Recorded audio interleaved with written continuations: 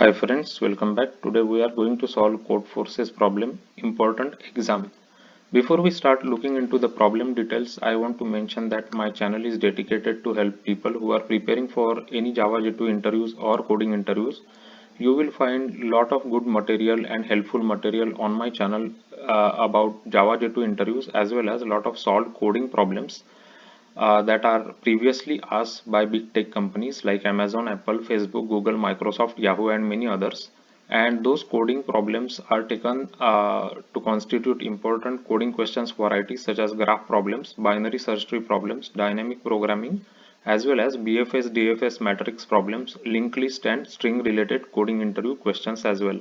So if you are preparing for any Java J2 interviews or coding interviews, then this channel can definitely help you in your job interview preparation. So please subscribe to the channel. So let's take a look at the description of important exam problem, and then we will see few examples, and then we will discuss the Java solution for this. So a class of students wrote a multiple choice test. There are n students in the class. The test had m questions. Each of them had 5 possible choices, right? A, B, C, D, E. There is exactly one correct answer for each question. The correct answer for question I worth AI points. Incorrect answers are graded with 0 points. The students remember what answers they gave on the exam, but they don't know what are the correct answers. They are very optimistic, so they want to know what is the maximum possible total score of all the students in the class. So let's take a input. So I'll take a look at the input. The first line contains n and m. N is number of students, and m is basically, so n is number of students in the class and m is number of questions in the test, right? So in this example, two students are there and there are four questions, right, in the test. So each of the next n lines contains string s describing the answer of the ith student. The jth character represents the student answer a, b, c, d, c or d or e on the jth question. So for example, if you look at these two lines are the answers of, this is the answer of our first student, these are the answers of second student for question 1 2 3 4, right? And so for example, a is the answer of first student for the question 1, right, like that. So the last line contains m integers, the number of points for correct answer for every question.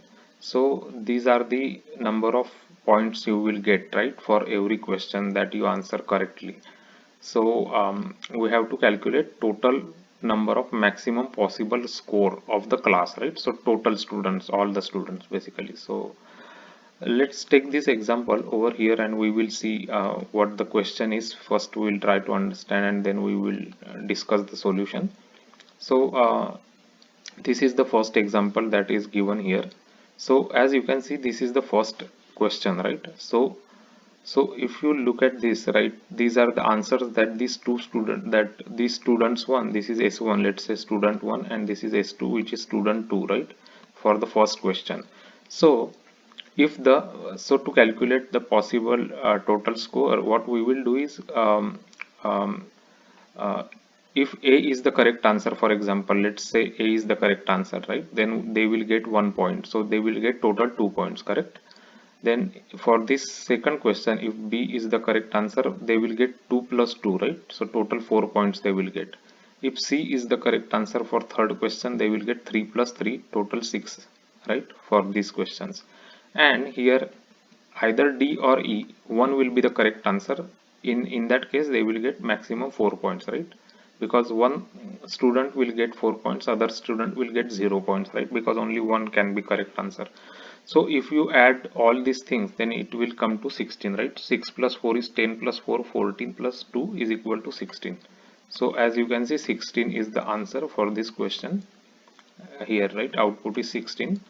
So similarly, if you look at the second example, then here answer can be, so this is three students there, right? S1, S2 and S3, right? So this is three students are there in this exam and there are three questions, right? So any, if A or B or C, any question is correct, only 5 points they will get, right? One student will get 5 points, remaining will get 0 points, right? Similarly, if you look at the second question, B C D, means one student will get 4 points maximum, but other student will get 0 points, right? Similarly, if you look at this third question, C, D, E, so only one can be maximum, right, in this, right? So he will get 12 and others will get 0, right? So 12 plus 4 is 16 plus 5 is 21. So maximum points they can achieve with these answers is 21. So this is the second example that they have given us here. So as you can see, 21 is the points, maximum points they can get from these answers. So this is the question. So let me just remove the coloring part so we can reuse this space again. So now how we are going to solve this problem, right? So what we will do is we will create a frequency array, right? So we will create a frequency array, and this frequency array will have for all the characters, right, from A to Z. So basically it's 26 characters, right, from A to Z. Right, these are from A B C D E F G H, A B C D, so A to Z we will create, right, A to Z. And this frequency array, we will, what we will do is we will go through every question, like whatever answers they have given us for each question, and then we will update our frequency array accordingly, right? So let's go through this first example. So let's say the frequency array is from 0 to 25, so 0 to 25, right? So 0 is for A, uh, 0 is for A, right? Then 1 is for B, basically, right? This is how, because we are going to use integer frequency array, right? Because it is easy for manipulation, so we will just convert every capital character into appropriate integer character, right? Integer. So 0 1 2, so 2 will be C, 3 will be D, and 4 will be E. So like this, basically, right? So these are all possible characters. We will go until 25. So let's go through this example step by step. So first, for first question, we will go through what answers they have given, right? So as you can see, they have given A and A for first question. So we will increment the frequency for A. So now the frequency of A becomes 2, correct? Because here also A, here also A. So frequency of A becomes 2, and we will keep track of the maximum, right? So maximum was 0 in the beginning. Now we will check again the frequency array, and we will find out whatever the maximum we find, right? So all others are 0. We will only find 2 for A, right? So maximum will become 2 now. So maximum become 2. So the maximum possible score the total students can get, right? Total students, not one student. So total are 2 students. So 2 into 1. So maximum possible score is 2, right? 2 into 1 is equal to 2, basically, right? So 2 score they will get for this question. So now we will go through the next question. So next question's answer is B. So both has given B answer. So now here we will reset this to again 0, right? And then again we will go through this frequency array, and we will put 2 as the frequency of B, basically, right now. And then we will go through all these frequencies, and we will calculate get the maximum frequency. Again we get 2, right, for the second question. So second question, for each they will get 2 marks, 2 points for each student, right? So 2 into 2, so total points they will get is 4, right? All the students, 2 students will get total 4 points for B. So we will again reset this to 0, and then we will go to the next question. So next question is this one, which is third question. So now we will get the answer as C here. So we will again increment the frequency of C to 2. Again we will go through all this frequency array, and we will find out maximum one that we find, right? So maximum we find again is 2. So 2 into the points for each answer is 3. So total points they will get is 6 here, right? 3 into 2 is 6. So similarly they will go to the next question, which is D and E, right? Now again we will reset this to 0. Now we will put the frequency of D is 1 and E is also 1, right, for this last question. Again we will go through the all these frequencies, and we will find out maximum frequency comes as 1 here. So 1 into 4, right? because only one student will be correct maximum in this, right? So they will get maximum 4 points. So we will get all these points and then we will make addition of them, right? We will do sum. 2 plus 4 is 6 plus 6 is 12 plus 4 is equal to 16, right? So 16 is our answer for this one. So 16 is the maximum marks or points they can get for this exam. So as you can see, 16 is the answer, right, for the first question. So similarly, we can do this for the second question also. Same way, we will create a frequency array, right? So let's say we have a frequency array from 0 to 26. So 0, 1, 2, 3, 4, 5, and it will go until 26, right? 25, right? Because total ABCD until Z is 25, 26 characters are there, right?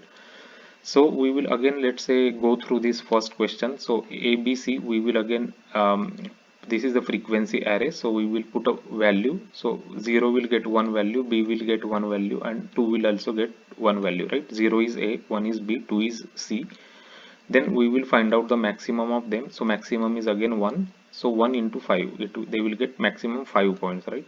So similarly, if you look at BCD, again they will get maximum 1. So 1 into 4, they will get maximum 4 points.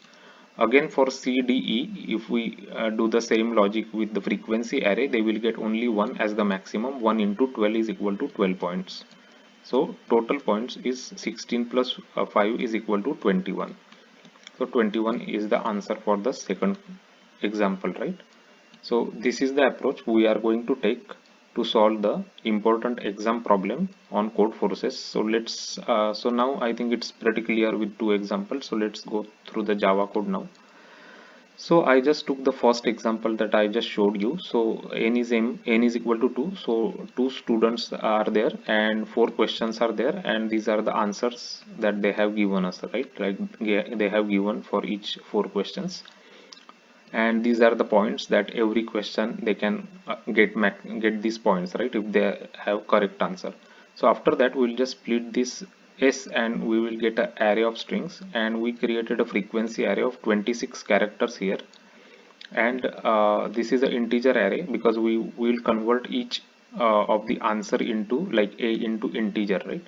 So I just took one variable, count is equal to 0. So we are going from 0 to m, means 0 to 4, right? There are total 4 questions. So we will look into one by one 4 questions, and we will first go through um, these 2 points, right? A and A basically. So answers for the first question we are going here, and we are updating our frequency array. So here we are converting the character. So we have to do minus a character, right? So it will convert it into 0 basically, right? So this is a way we can convert a character into integer.